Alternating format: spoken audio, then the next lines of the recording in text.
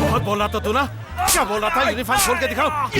Uniform खोल के दिखा दिया मैंने। अब क्या हुआ? एक बात सुन ले, कुत्ता कितना भी भौंक ले वो कुत्ता ही रहता है, चाहे कुछ भी हो जाए। शेर हमेशा शेर ही रहता है।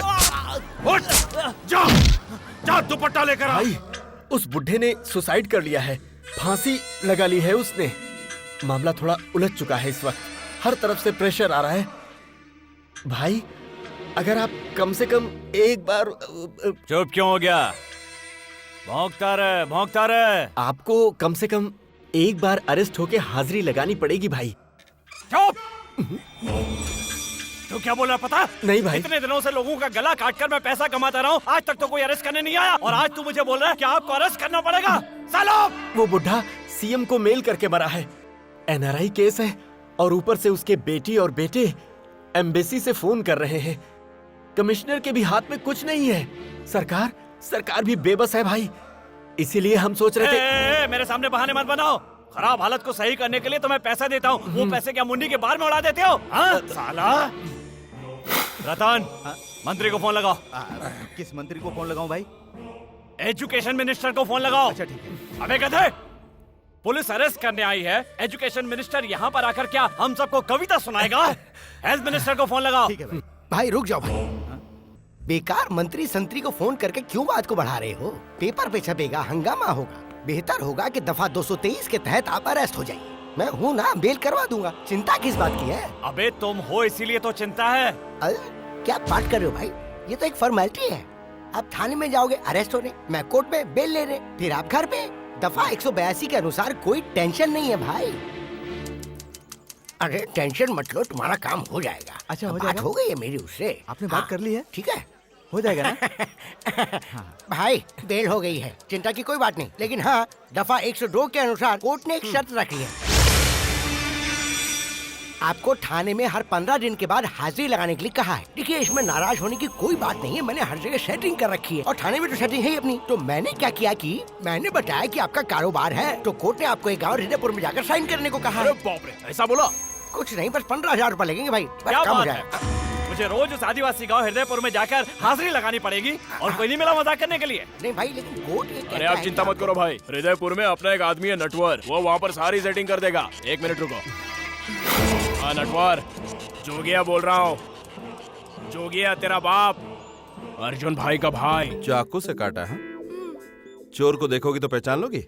नहीं। अच्छा एक बात बताइए, उस चोर ने आखिर पहना क्या था? लाल कमीज। लाल कमीज? लाल कमीज? सिर्फ लाल कमीज? फिर तो हमारे लिए नहीं रुकेगा। नीचे कुछ पहना नहीं था। चोर इतने बेशरम नहीं होते। मिस्टर बॉन्ड, लेकिन तुम एक काम करो, अपना फोन नंबर यहाँ लिख कर जाओ और अपने दादाजी को मेरे पास भेज दो। दादाजी? हाँ। हाँ, बताती हूँ ना नंबर, लिखो 9830422575। लेकिन परंतु कुछ भी नहीं। तुम इतनी ज्यादा बाहर घूमती हो, इसलिए सब तुम्हारे साथ हो रहा है। घर पे रहोगी तो सब ठीक हो जाएगा। नहीं मतलब। नहीं, मैं समझता हूँ तुम्हारा मतलब। जाओ। मेरा बैग। जाओ। चल हॉस्पिटल जाना है ना, रुक ना। गो। चलो चलो। ये ठीक नहीं किया सर। आप उन पर इतना भड़क क्यों गए सर? भड़का इसलिए क्योंकि वो झूठ बोल रही थी। वो छुरी से कटा हुआ नहीं था, वो या तो तार या कांटे से लगी हुई चोट थी। लेकिन वो ऐसा क्यों करेगी? कहीं इसके पीछे किसी तरह की कोई टेररिस्ट एक्टिविटी? मिस्टर बॉन्ड, सच कहूं तो मुझे भी अजीब लग रहा है, वो बार बार ऐसा क्यों कर रही है। आज चोट का बहाना, उस दिन मोबाइल। आप एक काम कीजिए, उस नंबर पे फोन कीजिए।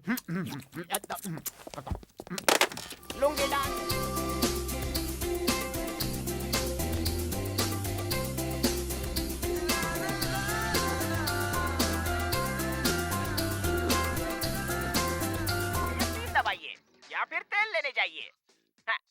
ये तो सेंटिमेंटल की आवाज है। हैं? देखा सर, मैंने कहा था कि आवाज सेंटी जैसी है। इसने हम लोगों को उल्लू बनाया है sir. Kit kit kit kit kit kit kit kit kit kit kit kit kit kit kit kit kit kit kit. Madam नीचे उतरो, उतरो। क्या समझ रखा है? मैं बेकार हूँ, मुझे कोई काम नहीं है?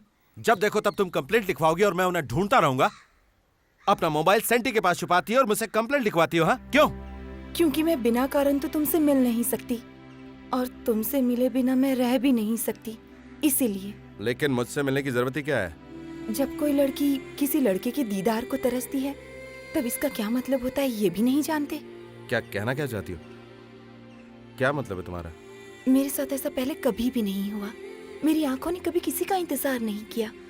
पता नहीं मुझे क्या हो गया है, पर कुछ तो हुआ है, ये कंफर्म है। उस दिन जब तुमने मुझसे मंदिर में कहा कि मैं चाहूँ तो तुम्हें थप्पड़ मार सकती हूँ, उस वक्त जैसे सब कुछ उलट पुलट सा हो गया।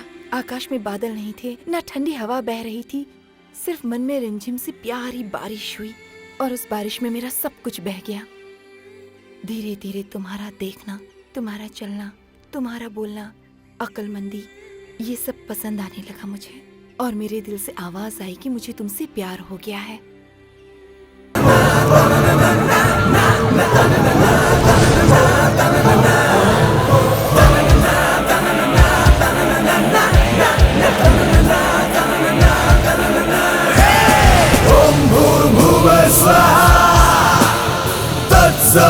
तत्सवितुर्वरेण्यं